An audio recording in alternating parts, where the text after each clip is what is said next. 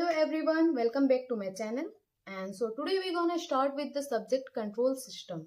So first of all, we will discuss about the basics of control systems. So what do we mean by control system? Control system is nothing but a system that controls, manages or regulates the behavior of another system to get a desired output. Let us come to know in simple words. If a system is there जिसमें हम input दे रहे हैं और उसका जो output हमें मिल रहा है तो हम कंट्रोल कर रहे हैं एक डिजायर्ड रिजल्ट के लिए, उसी को बोलते हैं control system. So day to day life example ले लेते हैं हम सीलिंग फैन. तो सीलिंग फैन में क्या होता है, जो हम इनपुट देते हैं रेगुलेटर सेटिंग और सिस्टम हो गया मोटर और हमारा आउटपुट हो गया फैन स्पीड. तो अगर हम रेगुलेटर को इंक्रीज करते हैं तो उस टाइम में क्या होता है, स्पीड भी हमारा इंक्रीज होने लगता है. तो वही है कंट्रोल सिस्टम. अब ब्लॉक डायग्राम देख लेते हैं. जैसे कि हमने इनपुट दिया और कंट्रोलर को, फिर कंट्रोलर से सिस्टम को, फिर हमें आउटपुट मिला. तो इनपुट जो होगा हम डिजायर्ड वैल्यू दे देंगे, हमारा इनपुट जो है, और controller will decide the how much control action must be taken. And जो सिस्टम हो गया, तो सिस्टम हमारे यहाँ पे मोटर हो गया, कार हो गया या फिर हीटर हो गया, और आउटपुट जो होगा जो हमें फाइनल रिजल्ट मिलेगा. Many types of control systems are there. So first of all, we should discuss about the open loop control system. The open loop control system is nothing but here no feedback from output to input. It means feedback is absent. Open loop control system में feedback absent होता है. यहाँ पे क्या होता है, जो system है doesn't check whether output is correct or not. जो हमारा ओपन लूप कंट्रोल सिस्टम है वो कभी भी ये चेक नहीं करता कि हमें जो आउटपुट मिला है वो सही है या नहीं है. जैसे कि day to day life example हम ले लेते हैं, एक वॉशिंग मशीन हो गया जो कि टाइमर वेस्ट वॉशिंग मशीन है. तो हम यहाँ पे क्या किए, एक टाइम सेट कर दिए, एक पर्टिकुलर टाइम सेट कर दिया हमने, और मशीन उतने देर के लिए रन हुआ, और जो क्लोथेस है वो हमारा क्लोथेस क्लीन नहीं हुआ, फिर भी वो मशीन क्या हो गया, उतने टाइम रन होकर के स्टॉप हो गया. दूसरा एक एग्जाम्पल ले लेते हैं, इलेक्ट्रिक टोस्टर. इसमें क्या होता है, ये भी एक फिक्स टाइम के लिए ही काम करता है, जिसमें ब्रेड या तो जल भी जाता है या फिर अनकुक्ड भी रह जाता है. तो ओपन लूप सिस्टम कभी भी ये करेक्ट नहीं कर सकता कि जो हमें आउटपुट मिला है वो सही है या नहीं है. तो ओपन लूप कंट्रोल सिस्टम के एग्जांपल हम ले सकते हैं, जैसे कि वॉशिंग मशीन हो गया और इलेक्ट्रिक टोस्टर हो गया, day to day life examples. और एडवांटेजेस क्या है इसका, ये सिंपल भी है, चीप भी है और स्टेबल भी है.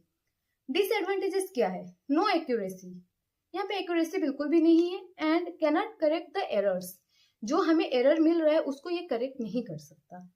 दूसरा आ गया हमारा close loop control system. Close loop control system में क्या होता है, फीडबैक प्रेजेंट रहता है. तो यहाँ पे क्या करते हैं, जो सिस्टम होता है वो आउटपुट को डिजायर्ड इनपुट के साथ कंपेयर करता है और फिर जो एरर हमारा आया रहता है उसको करेक्ट करता है. जैसे कि हमने एक एग्जाम्पल ले लिया, रूम हीटर विथ थर्मोस्टेट. तो हमने क्या किया, रूम हीटर विथ थर्मोस्टेट में हम एक पर्टिकुलर टेम्परेचर पे सेट कर दिया, जैसे कि 25 डिग्री सेंटीग्रेड पे. फिर अगर हमारा रूम का टेम्परेचर लेस देन 25 हो रहा है तो हीटर ऑटोमेटिक ऑन हो जाता है, और अगर इक्वल टू 25 हो रहा है तो हीटर हमारा ऑफ हो जाता है. दूसरा एक एग्जाम्पल ले लेते हैं हम, क्रूज कंट्रोल इन कार. अगर कार में क्रूज कंट्रोल है तो उस टाइम में जो हमारा स्पीड होता है वो ऑटोमेटिकली कांस्टेंट स्पीड में रहता है. क्लोज्ड लूप कंट्रोल सिस्टम का एडवांटेजेस क्या है, ये हमें एक्यूरेट वैल्यू प्रोवाइड करता है और यहाँ पे ऑटोमेटिक एरर करेक्शन होता है. और इसके डिसएडवांटेजेस क्या है, ये बहुत कॉस्टली होते हैं और बहुत कॉम्प्लेक्स होता है और ये अनस्टेबल हो जाता है. Next comes to feedback control system. जो हमारा फीडबैक कंट्रोल सिस्टम क्या होता है, system which uses output information to adjust input. In very simple words, output का कुछ हिस्सा वापस से इनपुट साइड में भेज दिया जाता है, उसे हम फीडबैक बोलते हैं या फिर फीडबैक कंट्रोल सिस्टम बोलते हैं, जहाँ पे error is equal to reference input plus और माइनस फीडबैक, यानी पॉजिटिव और नेगेटिव फीडबैक. सो हमारे यहाँ पे दो टाइप्स ऑफ फीडबैक है, एक है नेगेटिव फीडबैक और दूसरा है पॉजिटिव फीडबैक.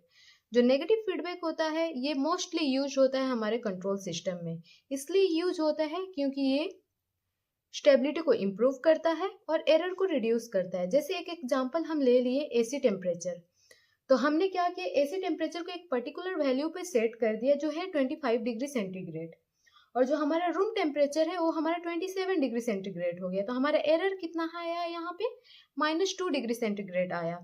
तो अब क्या होगा कि जब एसी ऑन कर देंगे हम तो टेम्परेचर कम होने लगेगा। जैसे टेम्परेचर कम होकर 25 डिग्री सेंटीग्रेड पे आएगा उस टाइम में एसी ऑफ हो जाएगा। तो वहां पे हमारा क्या हो गया, जो एरर है वो हमारा कम हो गया। दूसरा एक एग्जांपल ले लेते हैं, जैसे कि ह्यूमन बॉडी टेम्परेचर होता है। तो normally human body temperature 37 degree centigrade होता है, और जैसे ही हमारा टेम्परेचर बढ़ने लगता है तो हम स्वेटिंग करने लगते हैं, और जैसे ही हमारा टेम्परेचर घटने लगता है तो हम शिवरिंग करने लगते हैं। अब आते हैं हम पॉजिटिव फीडबैक पे। तो पॉजिटिव फीडबैक क्या है, ये हमारा गेन को इंक्रीज करता है और इट कैन कॉज इंस्टेबिलिटी। यहाँ पे एरर जो हो गया रेफरेंस इनपुट प्लस फीडबैक। और एक एग्जांपल हम ले लेते हैं, जैसे कि माइक्रोफोन हो गया, स्पीकर, और एक चाइल्ड पुशिंग स्विंग। जैसे कि चाइल्ड पुशिंग स्विंग में क्या हो, जैसे हमने स्विंग को थोड़ा सा हिलाया, उसके बाद क्या किया, सही टाइम पे हमने पुश किया। जैसे हमने पुश किया तो धीरे धीरे धीरे धीरे एम्पलीट्यूड क्या होगा, बढ़ते जाता है। तो वो हो गया हमारा पॉजिटिव फीडबैक का एग्जाम्पल। नेक्स्ट हम आते हैं एडिंग एंड सब्सट्रैक्टिंग जंक्शन पे। जो समिंग पॉइंट होता है, यहाँ पे क्या होता है, अगर नेगेटिव फीडबैक है तो हमें सब्ट्रैक्ट करना है, और अगर पॉजिटिव फीडबैक है तो हमें ऐड करना है। एक एग्जांपल ले लेते हैं हम बाइक स्पीड कंट्रोल। तो बाइक स्पीड कंट्रोल का हम, जैसे कि हमारा डिजायर्ड स्पीड है 50 किलोमीटर पर आवर और एक्चुअल स्पीड है 45 किलोमीटर पर आवर। तो हमारा एरर कितना हो गया, 50 माइनस 45, 5 किलोमीटर पर आवर। तो यहाँ पे क्या होगा, थ्रोटल इंक्रीज होने लगता है। नेक्स्ट हम आते हैं व्हाट इज ट्रांसफर फंक्शन। तो ट्रांसफर फंक्शन है जो ratio of output to input in Laplace domain assuming zero initial condition. जब हम एज्यूम करते हैं initial condition must be zero, not must be zero, we assume that initial condition is zero, then only we can find the transfer function. जैसे कि g of s is equal to output by input.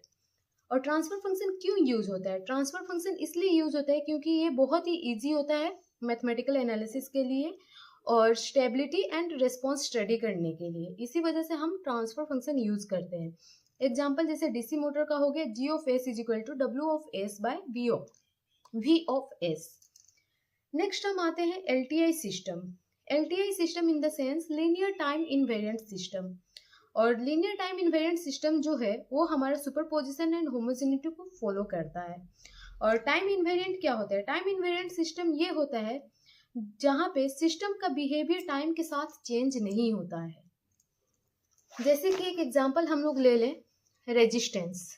तो जो हमारा resistance का value होता है वो हमारा आज या फिर कल, जब भी देखें हम रेजिस्टेंस का वैल्यू हमारा सेम ही रहता है। कार ब्रेक्स हो गया तो car brakes working same at any time. LTI system का एग्जांपल क्या हो गया, हमारा स्पीकर सिस्टम हो गया। अगर इनपुट लाउडर है तो हमें लाउडर साउंड मिलेगा जो कि लीनियर है। अब आते हैं हम poles and zeros. Poles and zeros क्या होता है, तो जीरो वो चीज होता है जहां पे value of s that makes numerator zero, जो एक ट्रांसफर फंक्शन है जहां पे s का ऐसा वैल्यू जो कि न्यूमरेटर को जीरो कर देता है उसे हम जीरोस बोलते हैं। और पोल जो है वहां पे value of s that makes denominator zero, तो s का कोई ऐसा वैल्यू जो हमारा डिनोमिनेटर को जीरो कर देता है। जैसे कि एक एग्जांपल हम ले लिए, g of s is equal to s plus 2 by s into s plus 4। तो यहाँ पे s की किस वैल्यू के लिए हमारा न्यूमरेटर जीरो होगा, s इज इक्वल टू -2, इसके वजह से हमारा न्यूमरेटर जीरो हो जाएगा। So s is equal to -2 is the zero for this transfer function, and s is equal to 0 and s is equal to -4, which makes the denominator 0 is the poles. So poles are 0 and -4. So poles हमारा जो होता है वो stability decide करता है and speed of response decide करता है, और जो जीरोस होता है वो हमारा शेप ऑफ रेस्पॉन्स डिसाइड करता है and overshoot and transient behaviour को डिसाइड करता है। So this much for today, and in next video we'll start solving the previous year questions based on these basic concepts of control systems. So thank you.